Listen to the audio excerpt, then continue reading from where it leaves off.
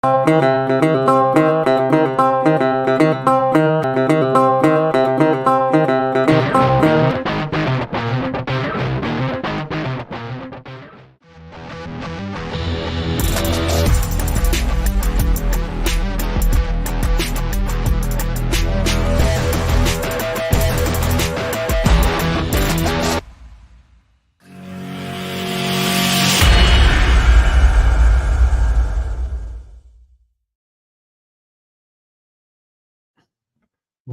What's up, people? Thanks for stopping by to another episode of Giants Rush, where we talk Giants football 52 weeks of the year. And we're late because first of all, I got water on me because I was carrying Christmas trees, but that's not the real issue. Chris had some microphone problems, so we were working through that. So thanks for tuning in and hanging out with us. And let's talk about what basically happened yesterday. Let's get in a couple topics. We got a Joe Shane presser. We got Dable and Wink fighting it out with a wrestling match and a mud wrestling match. We've got, all sorts of drama going on from the fan base in a rainy day yesterday, but feels good. Get another win. Definitely feels better than losing, right? Some of you out there only feel like this was a loss because, I can't have the second round, the second pick in the draft. Well, it is what it is. But we're going to get all into that. Giants win over the Patriots, barely squeaking by 7-10. We saw some good things. We saw some bad things. We saw some interesting things. So thanks for hanging out for another episode of Giants Rush. Let's bring in the boys, and we're going to get into it. I've got Chris. Boom. What's up, Chris? Hey, Craig. Sorry about that. Microphone issues. Sorry, everybody. Yeah. A little late. All good. All good. All Yep. good. All good. I see the folks are starting to pile in the room. I see Jay. I see Mark. How you guys doing? Sorry we're late. Let's bring in Alex. What's going on, Alex? Hey, it's good to be back on a Victory Monday, fellas. Hey, Yeah. Alex. Well, again, it's interesting you say that, Alex, because there's a lot of people crying right now that, we're not going to get the draft pick we want. We're just, literally, like I was on a Spaces this morning, which was super cool because, those guys put on a lot of work, moderating this Spaces in the morning. But everybody was mad. Everybody was really mad. And they were like, this team is horrible. The GM's horrible. The coach is horrible. Why are we winning these meaningless games? And I'm looking at it like, man, made my whole Sunday. You know what I mean? Like, Yeah, it feels I'm better. happy now. It feels better to win than lose. But there are a handful of things to talk about. And because we're late, I see you guys. I see Cold is back. Thanks for getting back in the fold, Cold. I see Joe. Love to see you guys coming in. I know we were a little bit late. All right, let's just start off with plain and simple. Chris, Giants win over the Patriots. Ugly win in a kind of a rainy, misty kind of day. What did you see? Give me one thing that you liked, one thing you didn't like about yesterday's win. One thing I liked was the play of the defense in the secondary. They hit with Okereke, McKinney, and Banks with the interceptions. I love that. One thing I didn't like, they gave up a lot of yards on the ground. I think 150 yards. But I wish they would have scored more points. Right? Wandell had the big fumble at one point, but yeah, defense played well. Loved it. Wish they would have scored more points. They had a couple opportunities. Okay, I can live with that. Alex, one thing you liked, one thing you didn't like. I'm kind of with Chris. Did not like the amount of points that they scored, but one thing I did like was that we continued having takeovers defensively, and that was, I guess you could look back at that being kind of a swing point in the game. Chris, turn your mic down a little bit more. You're still getting a little echo.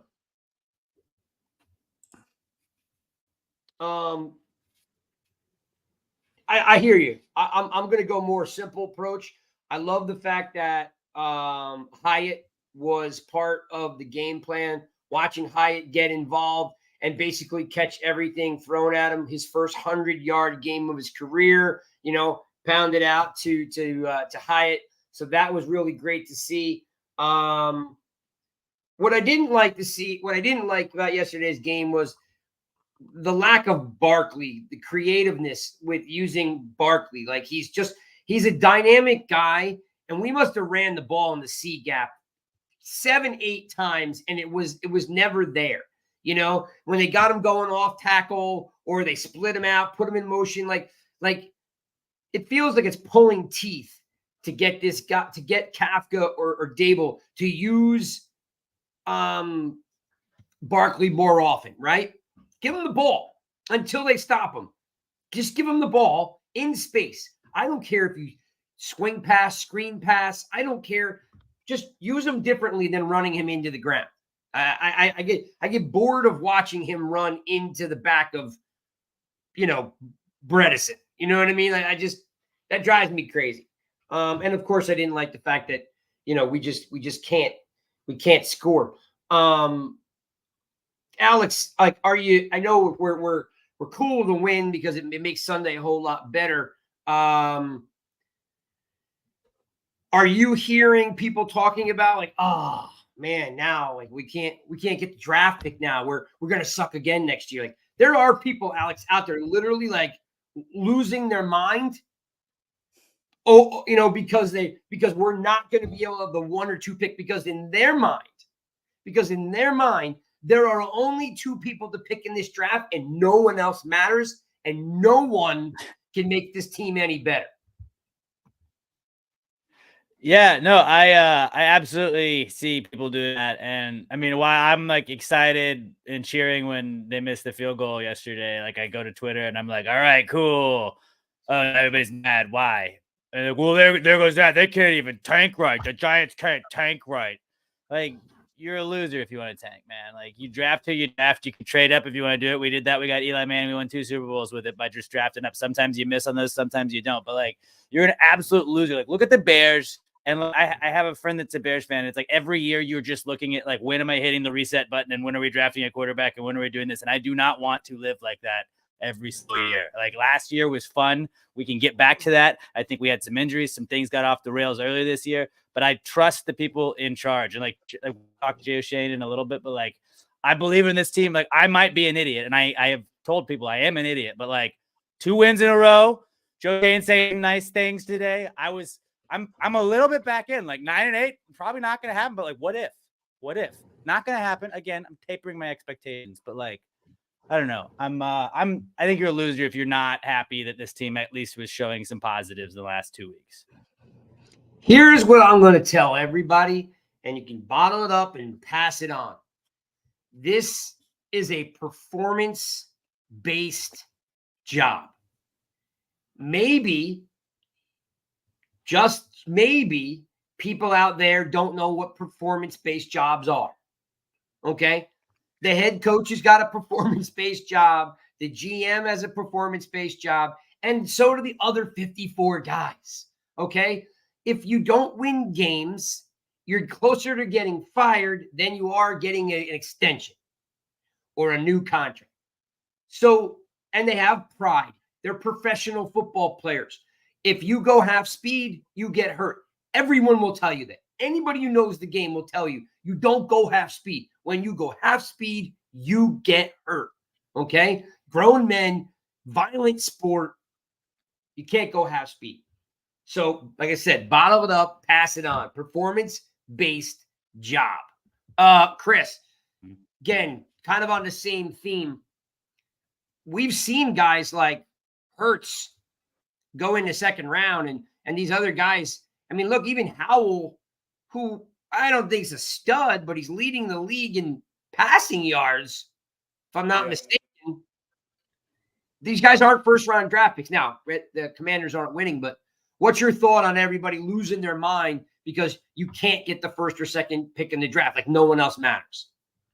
Well, I think it comes down, and hopefully it's not an echo. So, Cole, thanks for letting me know if there's an echo. If there's another one, I'm just going to pull myself out of here and try to fix this. But I think you have to go with who you want, right? I mean, if they believe in a guy, whether it's down the line with a May or with a Knicks or or a Daniels. I mean, if they believe in that guy, then go get him. But if they're going to reach, don't do it. I mean, if their guy, which maybe was a Caleb Williams or one of these other guys, if it was up top and they're not going to be able to get their guy, then don't reach. I'd rather run Jones back next year, which it looks like they're going to do anyway, and then figure it out from there than reaching for somebody that they really don't believe in, but he's sitting there, let's say at number 8 or 9. I want them to have conviction in the pick. That's really what it comes down to. Have conviction in the pick. I was honest. Like I said, I was on a Spaces this morning.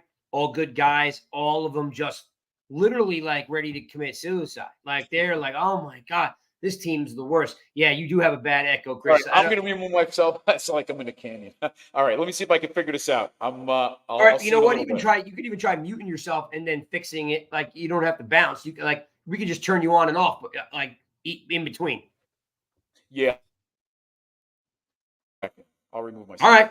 All right. See you guys in a couple minutes. Alex. Right. So let's do this. There's going to be some really good picks up and down the draft board, right? No one's got a crystal ball to know who's going to be good and who's not going to be good. Yesterday, we still have an issue, of course, with scoring, right? But what we need to talk about is two things. One is what kind of job is Shane doing? And then the second one is, of course, is Shane going to run it back just the way it was? Because there was a press conference today, which we'll get into in a second. So has Shane done, in your eyes right now, a decent job, a good job? There were some people that say they weren't happy with Shane. I mean, he's been the GM for a year and a half, 2 years, if you want to talk about start date. Are you happy with what Shane has done so far? I mean, on paper, yeah. Like, I think to be out on Shane in like less than 2 years after he just took a team with practice squad guys to a postseason and a playoff win, like, it sounds insane. It sounds insane. I get it. The Giants did not win the Super Bowl this year yet. Not yet. Maybe we turn it around. Who knows? I'm not ruling anything out. All right, guys. But like most likely Giants aren't going to win the Super Bowl this year, and they're not going to build off of last year. There was a bunch of things that kind of went wrong, and saying that like a guy that came in there when like Dave Gettleman had a binder and that's what his draft room was. It was just a binder and whatever folders he had. And Shane came in and completely redid everything and revamped everything. And they started looking at different metrics and started kind of, trying to shift how they built a team. Like he even said in his presser, I know, like, not to just get right into that, but like he even said like, okay, hey, like I think our ownership believes in us and they believe in the plan that we're putting in place. And like, if you don't want to believe in the plan that they're putting in place based off of like an injury riddled season and some bad games, like, what do you want him to do? Because we're just going to do this every 2 years. If that's going to be the case, you have to stick with this guy. He hasn't drafted anybody that's been just absolutely awful. Okay. You can say whatever you want about Evan Neal, but like every pick is not going to hit. He's had plenty of guys that have contributed and have done other things. We're even seeing like the contributions with stuff like Hyatt yesterday. And then he's going out there, he's getting undrafted guys like DeVito that end up like maybe not the best guy in the world, but he's serviceable for what we've needed right now. And like, we could have had somebody way worse than that, I just think that like, it's hard to judge a guy that's had one real off season of work, maybe two, I guess, if you want to say right when he came in there. So like, you can't say that his plan done. Like, it's like when you say that with college football coaches, where I feel like you have to have a draft, like a recruiting class come in. I feel like you got to give a GM at least like 3 to 4 years before you can say like, this guy sucks. Because like you have guys that like Andrew Thomas didn't look great his first year, but he progressed. And it's about the coaching. It's a little bit about how they develop. Some people develop more like quicker than others. So I'm not willing to give up on Joe Shane. I don't think anybody else should be either. What about you? Well, Cold right away is talking about my shirt. All right, listen. Michigan State, for the record, was an Elite 8 basketball team last year. Cold. All right, we're a basketball school and a crummy football school. I know. But okay, so I'm gonna bring Chris back in here in a second. But yeah, Alex, I agree, because this is why I'm judging him. Right now, the Jones thing we know is a mess because he's hurt again. He's out for the year. It doesn't look good, but I can't judge the guy. Yes, and I also understand that the quarterback you draft can get you fired or hired, right? Quarterback you draft gets you an extension. You do a good job. You draft an Eli Manning. You look great. That kind of stuff. You get, But here's a list of free agents and guys that were drafted, Alex. Okereke, McFadden, Bellinger, JMS, Banks, Wandell, Pinnock, Simmons, Tibbs, Hyatt, Flott, Hodgins, all really good pieces, all really, really good pieces, right? That they've put on, especially on the defensive side of the ball. They're 2 players away from maybe having a top 10 defense. So I can't kill the guy for doing nothing. And don't get me wrong. But just not to cut you off, but just in what you just said, Pinnock had a sack yesterday. Thibodeau had another half a sack. So they were responsible for like 100% of our sacks really yesterday. I guess Ward had one too, but like they both contributed. He had a tackle for loss maybe, but then you had Hyatt have that 100-yard game. Those are all guys that he brings in there. So everybody you just named right there was contributing. And when you see that, like you have to like, we're not going to win it all right now, but having youth like contributions right now, having the young guys contribute, it's gonna go forward well. Like when we get our quarterbacks or when Daniel Jones gets healthy and stuff like that, I think it's gonna slot into where things are starting to work out, and it makes it a lot easier. Yeah, without a doubt. Again, they're all guys contributing. I understand the elephant in the room is the Jones thing, but we're not out of the. I mean, look, there's Penix, there's McCarthy, there's Nix, right? There's other quarterbacks than those 2, right? And like again, I don't know if they're the right guy or the wrong guy, but like they're still building towards something, right? Like the wheels definitely fell off. They went to the playoffs in year 1. We were all happy last year, right? And then, yes, I'm not going to blame injuries. I'm not going to blame anything. And Dable made a couple mistakes, right, with the punt returner. He made some mistakes with not having a quality backup. I think somebody in here said that a couple of minutes ago. Was it maybe it might have been maybe it's Mark Thompson. Someone said that, like, how could you not have a quality backup? I mean, I get it. All of it. I get it all, right? But I'm also really super happy with the trade he made for Simmons, right? Getting to 2. And then, trading Leonard Williams and getting to 2, bringing Simmons in, right? Brought in Hodgins, brought in Okereke. This defense is really close to being really good. So, and let's bring in Chris and see if we can get him and his opinion on the job so far. Chris, you there? Chris. Still on mute. You're on. It's on your side, Chris. I'm trying to unmute you, but. There you go. Oh, back on it. There you go. Chris. Yeah. Oh, Chris sounds clear. Look at that. Oh, yeah. It's good. It's better. It's real good. Okay, good. Geez, sorry. All right, it's all good. So, Chris, give me your. Like I said this morning, I was on a Spaces for an hour, and a lot of really good opinions, but a lot of guys that are angry and not happy. Yeah, I got on late. I didn't know you were on. I tried to jump on. It was already over. It was ugly. From a glass half full perspective, it was ugly. We got tons of technical difficulties today. So tons of unhappy people, and I'm just trying to be glass half full. Like, I think Shane has done it in a year and a half, has done a good job, but I understand the elephant in the room is Jones. So my question I'm giving to you is just the same one I gave Alex: is what do you think? Shane has done well, and then we'll roll into the press conference.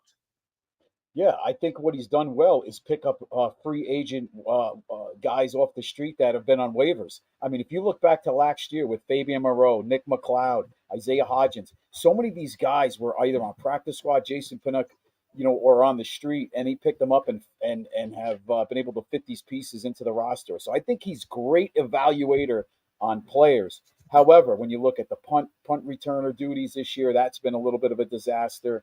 And the offensive line, with depth, with the Matt Pert still sticking around. So some questionable pieces there, but, I also, that's on the coaching staff too. But I think building the roster, I have faith with Shane on the back end. Those back end depth guys, I have faith in Shane as an evaluator. All right. So I heard he's not a real GM. He's just a talent scout. All these things that he's done. Not every GM nails every move, right? So they put their name, Alex, on Jones. Jones gets hurt. You can't predict that happening.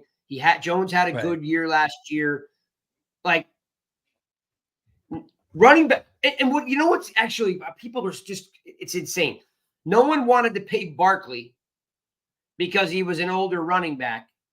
And now everybody's like, they should have paid Barkley and tagged Jones. Like, I mean, come on. Like, we're not paying a running back just because Jim Irsay, who's cuckoo for Cocoa Puffs, paid their running back. Like, running backs don't get paid, right? So I can't really see anybody paying Barkley, this enormous amount of money over Jones. And Jones was the going rate. Like, anyone from here on is going to get. He was just next 40. up. Yeah, exactly. So, if we didn't have Jones and we walk away from Jones, we were going to have a losing year anyway, because we were going to have, who are we going to get? Andy Dalton? Like, Marcus Mariota? Like, who were we going to get that was going to make this year any better? Not with this offensive line. It wouldn't have worked. Right. With the injuries. I mean, it's not like DeVito's not getting sacked. Yeah, he tends to help the ball. Times yesterday. Yeah. So, yeah, it's 15 times in 2 games, right? Yeah. Go ahead, Alex. You were going to say something? Oh, no, I mean, it was kind of, but on DeVito holding the ball, like, that is a negative, and I think it's because he just doesn't make his, like, reads fast enough for, like, where most NFL quarterbacks are. But also kind of respect him taking the sacks because he's not just forcing little checkdowns, and I think that was kind of what Daniel Jones was taught a lot last year, where they're right. We don't really know how good this quarterback is. Let's make it safe. I feel like they're doing that, but they're also letting him take some chances. And I would take a quarterback that's going to eat those sacks, especially your third string quarterback, rather than like turning the ball over, because that would have probably lost us the game yesterday had he thrown any picks or anything like that, depending on where. By the way, Tuto, yes, all the Italian women love my hair. I'm going to put that right up on there. Look at that. See, all the beautiful Italian ladies love my hair. That's what he says. Now, we're not getting any proof of these Italian ladies, but it's fine. They're allowed to like my hair. All right, let's move on. Like, what today's big Giants win.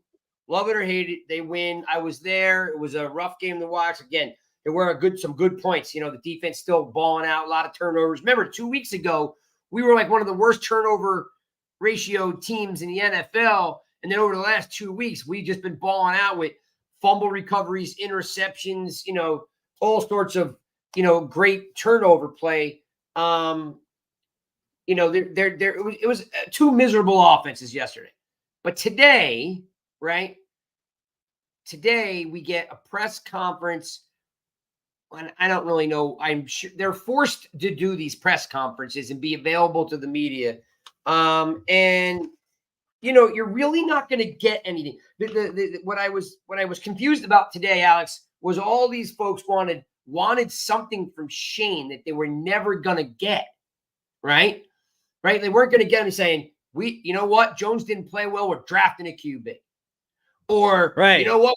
Like just it's he gave you some things. He admitted that, the Neal play and he wasn't up to par, and, he made a mistake with the punt returner, that kind of stuff. But he's forced to do these press conferences. There's 5 games left in the year. He's not throwing anyone under the bus. He's not making any rash decisions, right? So they're still kind of, in my eyes, they're still cleaning up Gettleman's mess, right? With what players stay. And there's a lot of mistakes to be had that we could point the fingers at. But I want to know, Alex, from you is, hey, did you get a chance to listen to the press conference? And if you have, he came right out and said Jones is the starting quarterback next year, and it set everybody on fire. So your thoughts? Yeah, I mean, I get to listen to it, and I completely understand the way he worded it was like, when Daniel is healthy, he is our quarterback, and like when is that going to be? Does that mean, he didn't say we are absolutely not drafting another quarterback? He said when Daniel is healthy, he's our quarterback, which could also still mean their plan is to draft a quarterback if they can get one, and then Daniel Jones kind of mentors him. Maybe if Daniel Jones can start next year, and then we move from Daniel. I don't know. He was very careful with his words, and you're not going to say absolutely Daniel Jones is done here. You're not going to say that at this point in the season, because then chaos just happens and comes out of that stuff. So I think that he was trying to just keep it as in-house as he could. And he was being a very just PR friendly answer. I don't know what he could have said better, and I don't know what other people expected him to say. We're just going to burn it all down. That's what they're expecting. They Maybe wanted, them to but say. why? It's unrealistic. Unrealistic. Chris, about you? Did you listen to? Did you get a chance to listen to the I press did. conference? Yeah. Yep. All right. So what's your take on it? Because this morning during the spaces I was on, those guys have basically lit the world on fire with the fact that he's not holding Jones accountable, that he's not killing himself for giving Jones a contract, and not, and just all this, like, it was just negative. And it's like, I get it. The elephant in the room is the Jones thing. No one saw an ACL coming. Like no one's and no one knows. Like you tied yourself to a guy with a neck injury, right? Yep. And he wasn't playing great to begin with. So what they did backfired on them. But across the NFL, things backfire on coaches and GMs. I mean, Kansas City took our trash with Kadarius Toney. Like, I mean, like people make mistakes all the time. Like, I mean, look, the Waller thing's looking like a mistake too. Well, once again, it all stems. Remember, third year in a row he's been hurt. He has not had a healthy season since 2020. Yeah, no, So, I understand. Give me your thoughts on the press conference. Yeah, one of the things I take away from Shane is the comment that he made. They played 3 games in the first 11 days of the season. And this is an offensive line that had no continuity, in my opinion, and a lot of people's opinion, from the preseason. They hardly played it in preseason. Jones hardly plays in preseason. Now they go on the road, and besides the first home game, and 3 of the first games are 11 days, and they're playing 3 games. Injuries, obviously. But I think what I'm taking away from the Shane press conference is, even if Jones is ready in 8 months, that brings them up to the end of July. So they're going to have a backup plan, whether that's a Gardner Minshew or one of these other guys, a Jacoby Brissett, to step in and start, running the offense. Because even in best case scenario, he's not going to be back till the end of July, and that would put him at 8 months. If you go on the long, let's say you hit it 9 months, and then you're talking middle of August, which you're almost up against the season. So I think there's going to be a contingency plan, whether it's a draft pick, but I really think it's going to be a veteran quarterback that can step in and run this offense until he's ready. And then if they draft somebody, that's fine. But there will be a veteran quarterback to start the season, or at least training camp. Yeah, man, it's tough because you could say Waller was a mistake. You could say not having a punt returner is a mistake. Like, these guys have definitely made mistakes, right? Yep. And now you're up. Now his comment was that DeVito's under contract. Tyrod's contract is coming up, which kind of alluded to the fact that, like, we're moving on from Tyrod, right? And he some of you guys have already said that he wasn't a quality backup. They're going to have to find a quality backup that can run the offense and come in here and start at a minimum for the month of September, because you don't think that Jones is going to be 100% by September. And the fact that you probably need someone, if you do draft a quarterback, you need someone to mentor the kid, on the field. Yeah. Because if Jones is just riding a stationary bike, and if you listen to the press conference, Shane said, who knows? He might have swelling. He might have a setback. No one's going to know. So this, and we've already heard the reports that they've been out to seeing Drake May 6 times. They've been out to seeing Caleb Williams 3 times. I have no idea how many times they've been out to see McCarthy or Nix, but there's a good chance they're drafting a QB. There's a good chance. Yeah, and Craig, he also mentioned that Jones walking through the parking lot today with his crutches in his hand. He had surgery last week, but he's going to be working hard. I wouldn't be surprised he is ready at that 8-month mark, and they have to slow him down. And that was one of the things Shane did allude to, was that they're going to have to slow Jones down on the the rehab process, because he does go 100% and he gives it everything he has. But here he is walking through the parking lot today and with his crutches in his hand. When he probably should be using them. So, you got to slow him down too. But Jones is good. Whether you like him or not, he works hard. We'll see, what happens come summertime. So I'm going to put this, throw Mark's comment up here, because how great Mark is, and how, and how much information, he can give you at one time, because he's a student of the game. My only thing, Mark, about the Waller thing is, this past year might have been the best tight end class in college football in the last 6 to 8 years. And we just blew by all of them for Waller. And here we are, not the first, second, but the 3rd year in a row he's hurt. right? So it's really hard to see paying all that money. And listen, I want the guy. I like the guy. But literally because of the Waller thing, we passed on some unbelievable tight ends. You know what I mean? In the last X amount of years, it just made sense. If they weren't going to let Bellinger be tight end number one, they could have went and drafted number one, right? Instead, they put all this money into Waller, and again, they took a lot of gambles, right? They took a lot of gambles, hoping some things would work, right? You were hoping Wandale worked out at 2 and Azudu at 3. You were hoping that the Crowder cutting Crowder would work. Didn't work, right? You were hoping that Tyrod was going to be a backup. Like, they made a lot of calculated moves that didn't work out, right? And that's what happens when you get a rookie GM, right? You might get some of those mistakes because maybe you're impulsive or maybe you lean on what you know. But overall, they're going in the right direction. So my question, Alex, is, he's putting his stock in Jones because he has to or because he wants to? I think it's definitely now because he has to. I think he wanted to after last season. Because I think they put Jones through the ringer with the offense. When you read all this stuff about how they were trying to throw him off with changing play calls, giving him the wrong calls and stuff like that to see how he adjusted and how he developed. I think that they were like, all right, we're just going to run him into the ground last year, and that it doubt, and they're like, all right, well, we'll sign him. He earned it. And I think now you just got to stick by that decision. And whether or not that means they're not going to go draft another quarterback, that can mean a bunch of different things. But like right now, yeah, you say you're sticking with your quarterback. You always say you're sticking with your quarterback, unless you want a situation like, you're just going to have him looking over his shoulder the whole time. And that's not a good locker room for anybody. And it makes it dysfunctional, right? That the GM's not supporting the guy who just blew an ACL, right? And who he just gave the money to. Yeah. And again, there's 5 games left. It's not a spot. All these folks that want to hear something, it's just not the right time and the place to be blowing stuff up.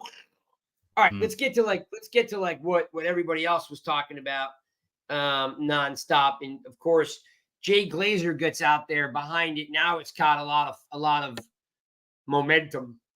There's a rift evidently between Dable and Wink. People are basically, because the defense has played so well, some of the fan base is behind Wink and not Dable, because the offensive Chris is not performing. Dable's the offensive guy's not performing, and then the defense is performing, and that's Wink's thing. So now you've got a lot of shift in momentum from playoff win, awesome Dable, to like, all right, well, the offense is pulling the defense, and now it's reversed. And evidently, they get in some kind of argument over something. And then Jay Glazer goes out and makes the report. And, where there's smoke, there's fire. So what's your take on the Dable Wink riff? I think there's some truth to it. I mean, when you look back to the Raiders game and the Cowboys game where the defense really didn't play that well, I think a lot of it could have stemmed from those 2 games. I think there could have been a philosophy difference, and maybe that's what Harbaugh went through with the Ravens with Wink. Maybe he, playing a little more zone now. We're seeing guys, play everything up a little more in front of them, and they're not, less big plays than we saw, let's say, in the Dallas game. So I think, hey, guys are gonna, it's a long season. They've been together all summer, and last year. I mean, nothing's gonna be perfect, but I hope with the continuity that Wink does stay, and they just.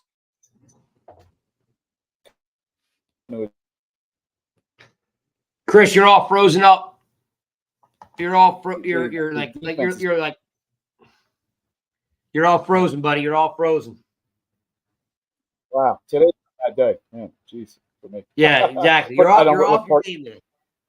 Oh my God, off my game. But I was just gonna say, I hope it works out. But hey, these guys have been together for a long time. They're gonna run into little rips here and there. But I think this may have started from that Cowboy Raider game when the defense really played poorly. And now, the past couple of weeks they're playing real well, and they're getting turnovers. So interesting and a good segue, Alex. The actual rip supposedly is over Xavier McKinney, where McKinney says something, Wink doesn't like it, Dable celebrates it or maybe embraces it. McKinney has been on fire for 2 weeks. He's been non-existent basically all year. And then he's been a little vocal, and all of a sudden, whether Wink stepped up the game plan or featured him more, or like Chris said, maybe went from a man to his own, like the riff evidently is over the McKinney comment, right? Yeah, it looks like it. Yeah. So I guess and then now, and then of course, so there's a rift there. The question is Wink going to come back? Because Glazier's report is that, and it looks, and I will give the guys that I was with this morning on this basis some credit. It does look like they're backtracking now, right? That it was like Kafka's going, Wink's going, and then all of a sudden the defense starts playing well. It does make them look a little foolish and makes them look like they're going back on their stance. Alex, does Wink survive this? Because they were talking about firing him in the season, like now. Yeah. So does he stay? Does he want to stay? Because that's going to be a bad look. That's bad optics for Dable. Well, I mean, I really think the tension, kind of when you look at those guys, obviously I don't know either one of them personally, but Wink Martindale seems more of an old school kind of Tom Coughlin type coach, where it's you can't talk back to me, or you're going to be I'm going to sit you or whatever like that. And I think Dable is more just a player's coach. And I think sometimes, you have a different coaching style, and you have rifts that happen with that. And whether or not that was just them getting in an argument and being pissed at each other for a day or a week or however long, I think you can get over that stuff. And I think over the course of anything in a season, you've seen so many teams that have people yelling at each other. Nick Saban yelling at Lane Kiffin the year, didn't they won a national title that year, and he's chewing Lane Kiffin out on the sideline. And it's oh no, trouble in Paris. No, they won a national title. That's not the NFL, but stuff like that happens, and sometimes it makes you just figure stuff out. And now maybe Dable will handle something differently, but there's nothing you can't really deny what the defense has been doing. It's sad that it took them so long to get to this point. But if you're going to move on from Wink, think of how many guys he has. The positionless defense is what he teaches. So you have the Isaiah Simmons, and you have these other guys that you bring in. How much turnover is there going to be if we're going to completely have to change the defensive scheme that we're going with? So I hope selfishly that this is all figured out, and I really think it's going to just be a huge overhaul if we have to move on from Wink, if we decide to. So I think that's something else to think about. Yeah, Chris, Dable, look, and I think it's a great point, Alex, because you don't want to start over. You don't want another scheme. We need the continuity, right? And the players evidently like Wink because they're playing better than they've ever played. This is the best stretch of defense we've seen, right, Alex? Best defensive stretch we've seen. So 9 takeaways in 2 games. Yeah. Last thing you want to see is Wink leaving and everybody being all right, I'm out, right? I tell you, guys, it would have been interesting if the Giants gave up 25, 30 points yesterday if he survived that game, because you're talking about a Patriots team that averages 13 points a game. So it was definitely in their best interest to hold the Patriots to 7 points, because it could have gotten dicey if the Patriots scored and lost. They put up 25-something points yesterday. But that wouldn't have went over well with all the talk and the chatter. Yeah, and there's definitely some tension, right? We can't deny that there's definitely tension there.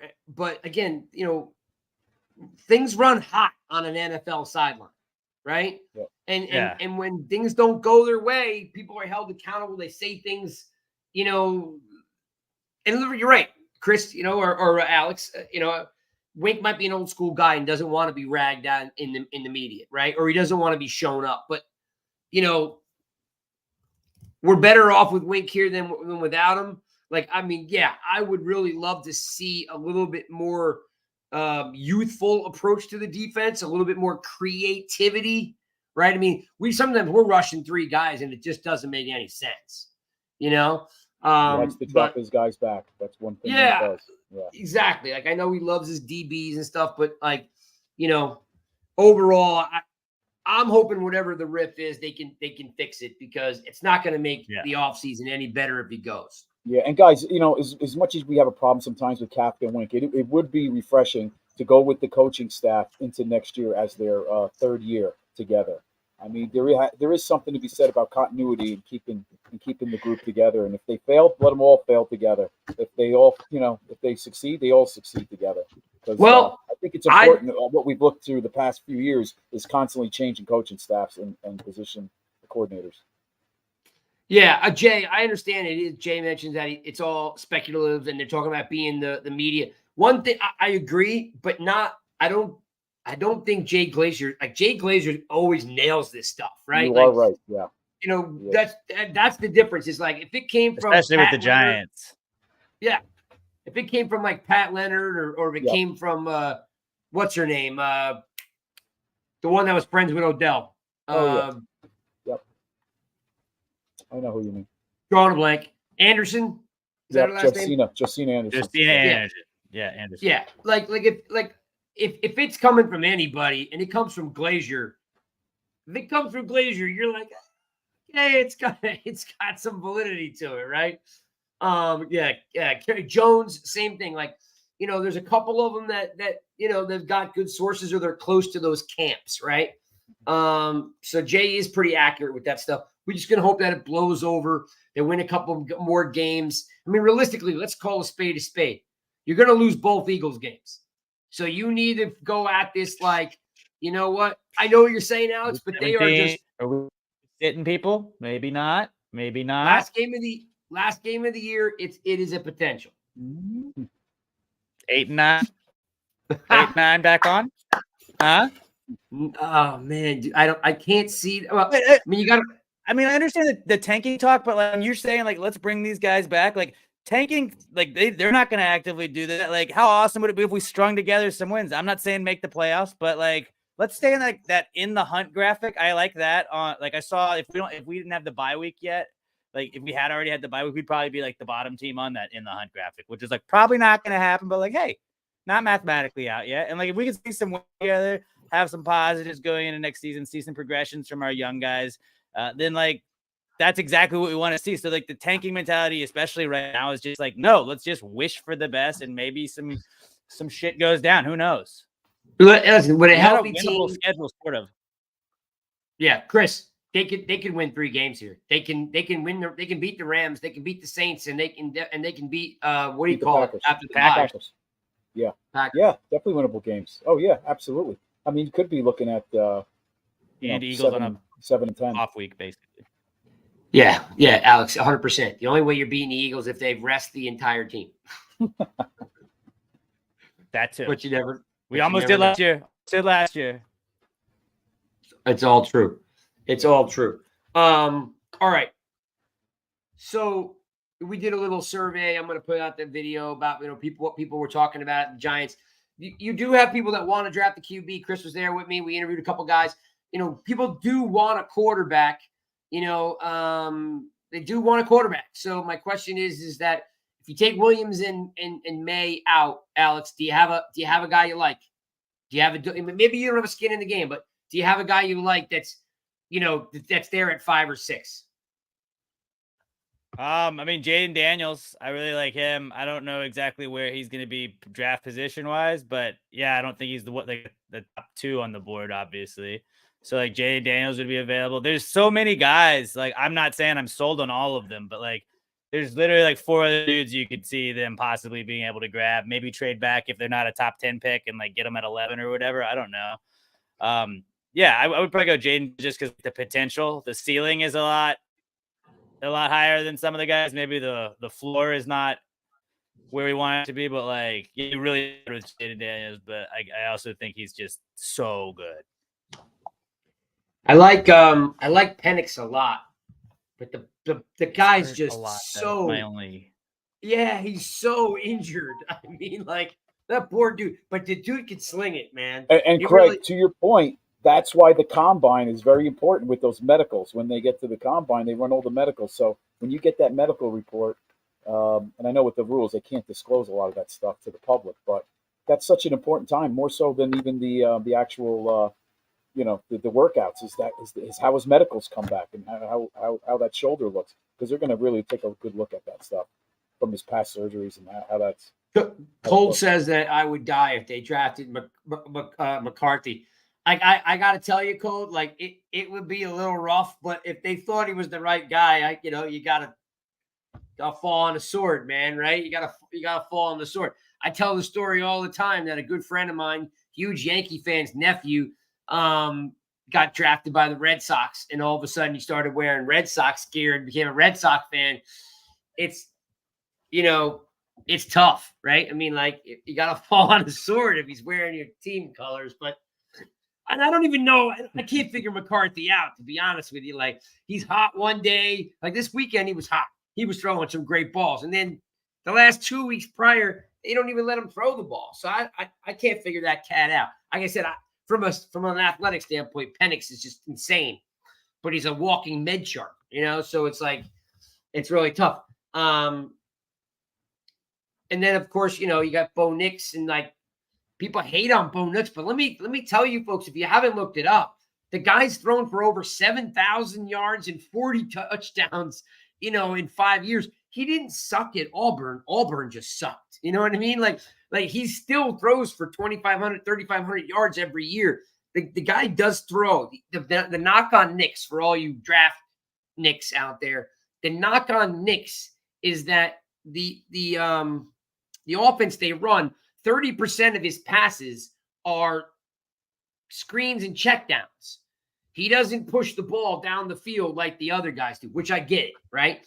30% of your passes are at the line of scrimmage. You're letting guys make athletic plays. Where when you look at Daniels or May, they've got 5 to 10% of their passes are thrown at the line of scrimmage, screens and bubble screens and wheel routes. So that's the knock on Nix. He doesn't go down the field. And you're right. You're right. McCarthy would make for a great headline. He would make for a great headline if he'd come to the Giants. Like, great quarterback name, Bo Nix, just sounds like a quarterback, and like New York Knicks would be obviously the headline when he gets drafted. Like, come on. You know that, right? Like, it would be great. The New York Times would love it. Don't know if it works out for us, but you've already got the shirts ready to go. Right? Yeah, he'd be dunking, right? And you're right. You're right. K-Mac, Nix is an older guy because he's been in college for 5 years, and most of these guys leave when they're juniors, right? So he's got 2 years on. Penix is the same way. Penix has been around for 6 years. These guys get a second contract. They're getting it at 29 years old.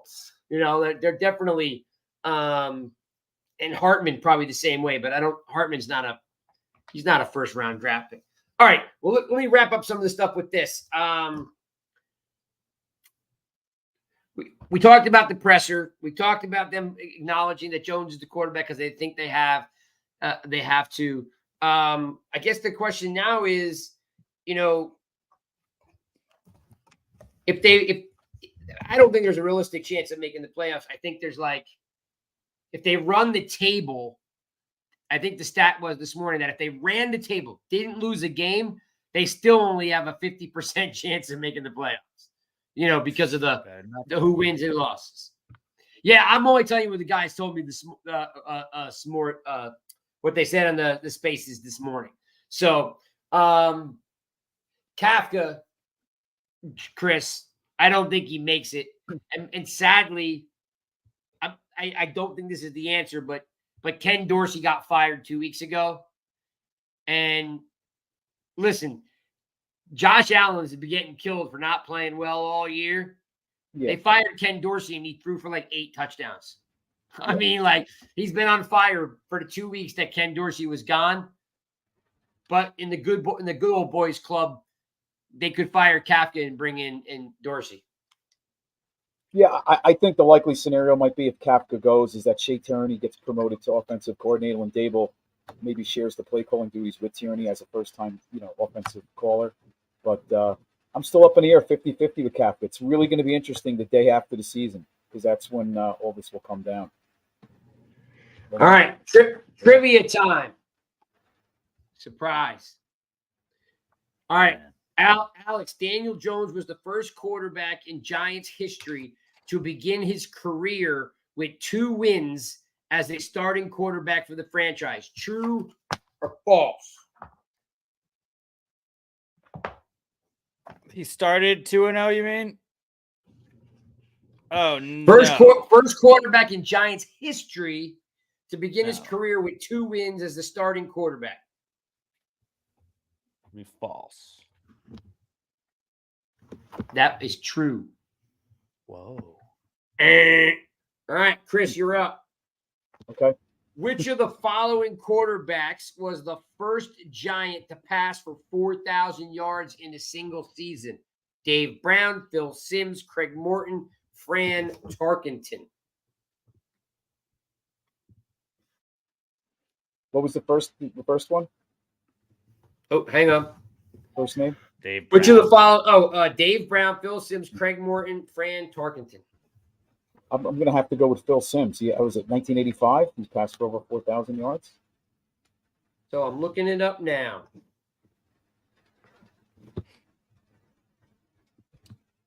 Looking up now. They got so many answers in here. Can't be Dave Brown. Jeez. That was like when I became a Giants fan. He was the quarterback. Who? Like 5 years. Dave Brown. Some rough times then. Yeah. Plus, back then they only played 14 games. Simms was around for 16. So I would think it was Phil Simms. That's why Jones gets so much heat, because he came from Duke with Dave Brown. Yeah. I'm trying to find your answers, because it's like the answers are so thick here. I'm trying to find out who it is too. Getting closer. Giants quarterbacks. It was Simms did throw for over 4,000. It was Phil Simms. Phil Simms was it. First quarterback to throw 4,000 yards. All right. Here we go.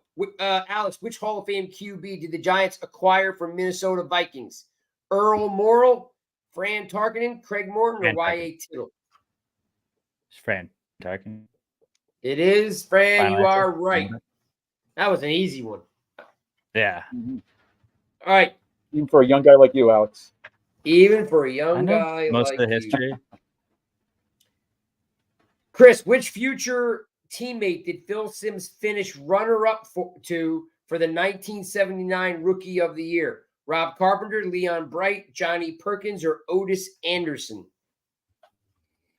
Oh, Otis Anderson. Dang, your guys are good. All right, let's see if I can find you one more. Alex, which Hall of Fame QB did Eli Manning replace during the 2004 season? Phil Simms, Kerry Collins, Kurt Warner, or Fran Tarkenton? Kurt Warner. Yeah, it was another easy one. Yeah. All right, ready, Chris? Last one. How many consecutive games did Eli Manning start for the Giants from 2004 to 2017? 198, 207, 210, 217. I believe it was 217. The answer is 210. 210. Okay. That's your trivia for today. Nice. There you You go. know that was coming. Yep.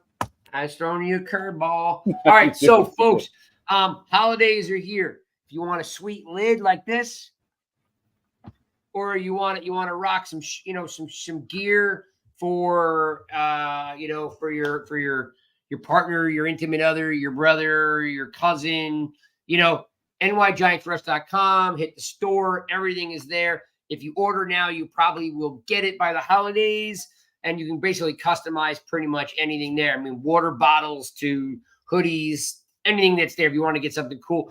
And it could just say Rush and it can look cool, or you get different skulls on there, because every 2 years I make new skulls. All right, so we're gonna come up with some new ones. You can get these like cool magnets and stuff like that. They're all there. What else can I tell you?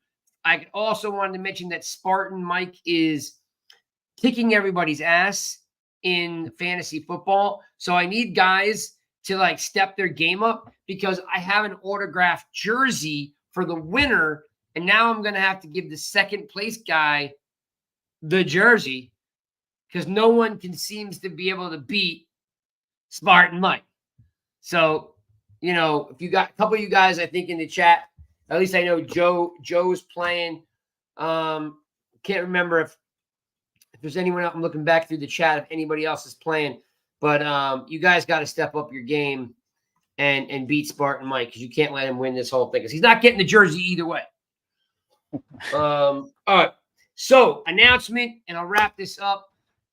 I'm hoping it comes through, but on Monday, we will be interviewing for the second time linebacker Micah McFadden.